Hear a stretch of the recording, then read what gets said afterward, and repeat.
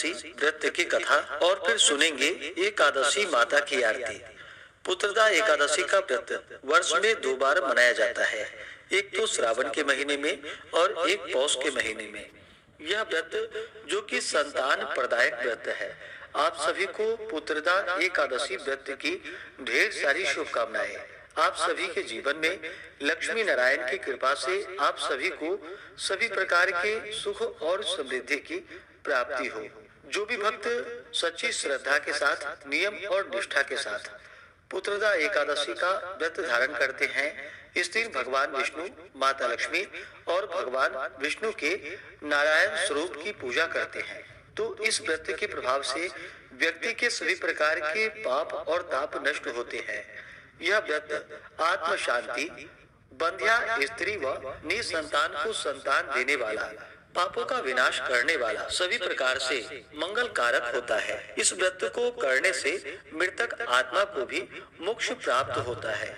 तो आइए सुनते हैं पौष पुत्रदा एकादशी व्रत की कथा और फिर सुनेंगे अंत में एकादशी माता की आरती। तो बोलिए प्रेम से भगवान विष्णु की जय, माता लक्ष्मी की जय, एकादशी माता की जय, सर्व देवी देवता की जय।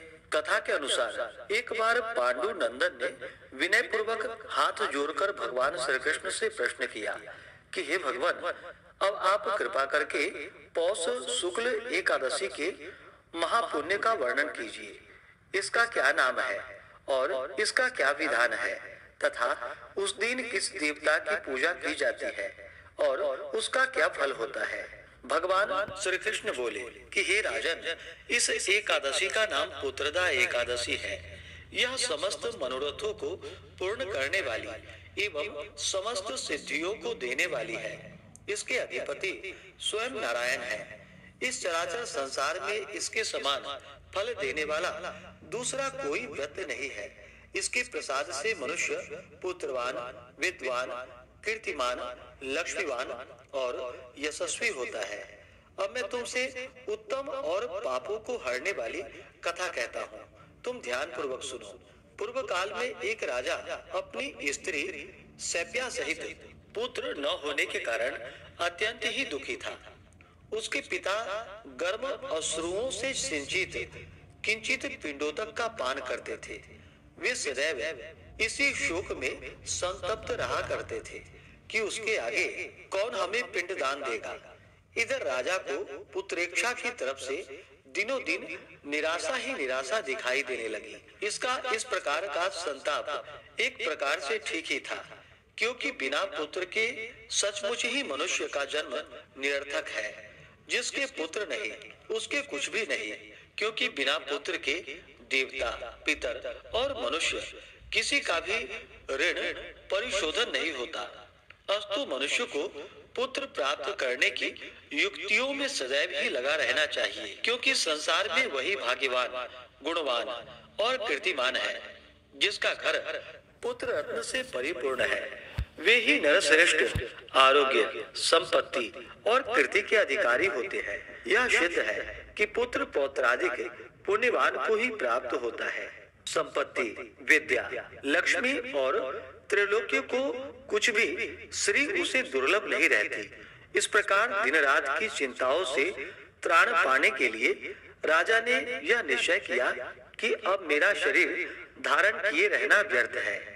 किसी प्रकार इस शरीर को त्याग देना ही श्रेयस्कर होगा, परंतु आत्मघात करना महान पाप है। इस प्रकार के विचारों में पड़कर वह एक दिन चुपचाप अकेले घोड़े पर सवार हो वन की ओर चला गया। इस प्रकार वह वन में पहुंच नभ में उड़ते हुए पक्षी एवं चारों ओर लगे हुए सुंदर वृक्षों के प्राकृतिक सौंदर्य का अवलोकन करने लगा। वहां पर कहीं तो अपने अपने निवास स्थान से निकलकर मृग झुंड के झुंड इधर उधर चौकड़ियां भर रहे थे।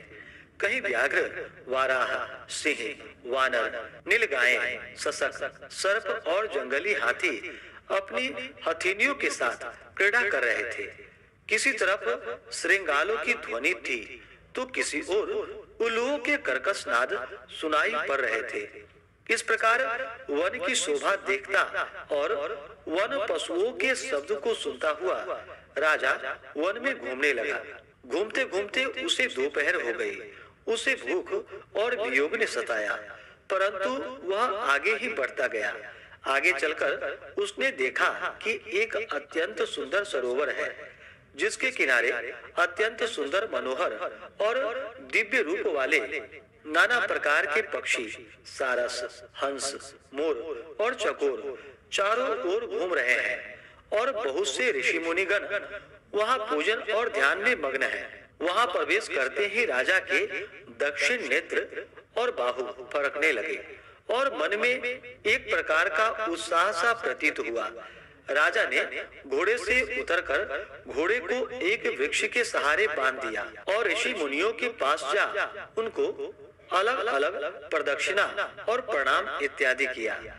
राजा का सुंदर वेश और सुंदर स्वभाव देखकर एक ऋषि ने कहा कि क्या इच्छा है, क्या काम है और क्या विचार है। ऋषियों की ऐसी वाणी को सुनकर राजा ने कहा कि हे भगवान, आप लोग कौन हैं, यहाँ पर क्यों आए हैं और क्या कर रहे हैं। एक महर्षि बोले कि हे राजन, हम लोग विश्वदेव हैं और आज पौष शुक्ल की पुत्रदा नाम की एकादशी का व्रत है, सो हम इस सरोवर में स्नान करने आए हैं। हमने अपना संपूर्ण हाल बतला दिया, अब आप कहिए।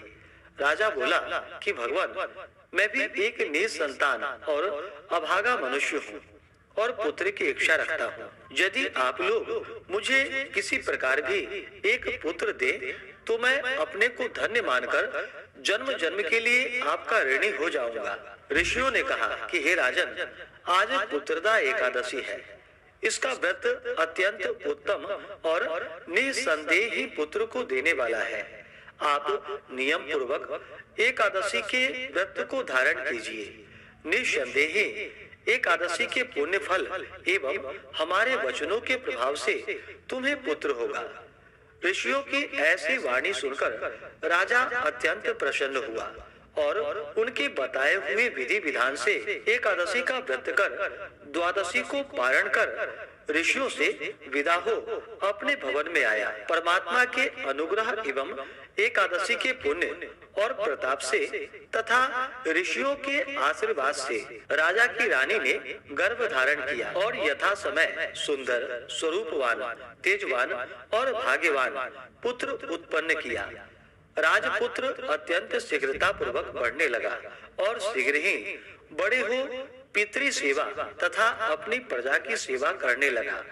इतनी कथा कहे भगवान श्री कृष्ण ने कहा कि हे राजन, इस एकादशी का व्रत जो लोग करते हैं उनको अवश्य ही पुत्र की प्राप्ति होती है और वे इस लोक में नाना प्रकार के सुखों का उपभोग कर अंतकाल में परम पद को प्राप्त करते हैं। जो लोग इसकी कथा को कहते एवं भक्ति पूर्वक सुनते हैं उनको सहस्त्रों अश्वमेध करने का फल प्राप्त होता है। तो बोलिए प्रेम से भगवान विष्णु की जय। तो आइए अब सुनते हैं एकादशी माता की आरती। तो बोलिए प्रेम से एकादशी माता की जय। ओम जय एकादशी माता, विष्णु पूजा व्रत को धारण कर शक्ति मुक्ति पाता। ओम जय एकादशी माता, विष्णु पूजा व्रत को धारण कर शक्ति मुक्ति पाता। तेरे नाम गिनाऊं देवी भक्ति प्रदान करनी, गण गौरव की देनी माता शास्त्रों में वर्णी। ओम जय एकादशी माता, विष्णु पूजा व्रत को धारण कर शक्ति मुक्ति पाता। मार्गशीर्ष के कृष्ण पक्ष की उत्पन्ना विश्वतारिणी जन्मी, शुक्ल पक्ष में हुई मोक्षदा मुक्तिदाता बन आई। ओम जय एकादशी माता, विष्णु पूजा व्रत को धारण कर शक्ति मुक्ति पाता। पौष के कृष्ण पक्ष की सफला नामक है, शुक्ल पक्ष में होए पुत्रदा आनंद अधिक रहे। ओम जय एकादशी माता, विष्णु पूजा व्रत को धारण कर शक्ति मुक्ति पाता। नाम षट तीला माघ मास में कृष्ण पक्ष आवे, शुक्ल पक्ष में जया कहावे, विजय सदा पावे। ओम जय एकादशी माता, विष्णु पूजा व्रत को धारण कर शक्ति मुक्ति पाता। विजया फाल्गुन कृष्ण पक्ष में शुक्ला आमल की, पाप मोचिनी कृष्ण पक्ष में चैत्र महाबली की। ओम जय एकादशी माता, विष्णु पूजा व्रत को धारण कर शक्ति मुक्ति पाता। चैत्र शुक्ल में नाम कामदा धन देने वाली, नाम वरुथिनी कृष्ण पक्ष में वैशाख माह वाली। ओम जय एकादशी माता, विष्णु पूजा व्रत को धारण कर शक्ति मुक्ति पाता। शुक्ल पक्ष में होए मोहिनी अपराजिष्ठ कृष्ण पक्षी, नाम निर्जला सब सुख करणी शुक्ल पक्ष रखी। ओम जय एकादशी माता, विष्णु पूजा व्रत को धारण कर शक्ति मुक्ति पाता। योगिनी नाम आषाढ़ माह में जानो कृष्ण पक्ष करणी, देव शयनी नाम कहायो शुक्ल पक्ष धरणी। ओम जय एकादशी माता, विष्णु पूजा व्रत को धारण कर शक्ति मुक्ति पाता। कामिका श्रवण मास में आवे कृष्ण पक्ष कहिए, श्रवण शुक्ल में होए पवित्रा आनंद से रहिए। ओम जय एकादशी माता, विष्णु पूजा व्रत को धारण कर शक्ति मुक्ति पाता।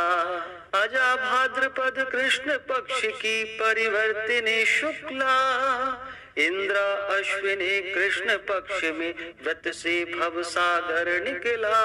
ओम जय एकादशी माता, विष्णु पूजा व्रत को धारण कर शक्ति मुक्ति पाता।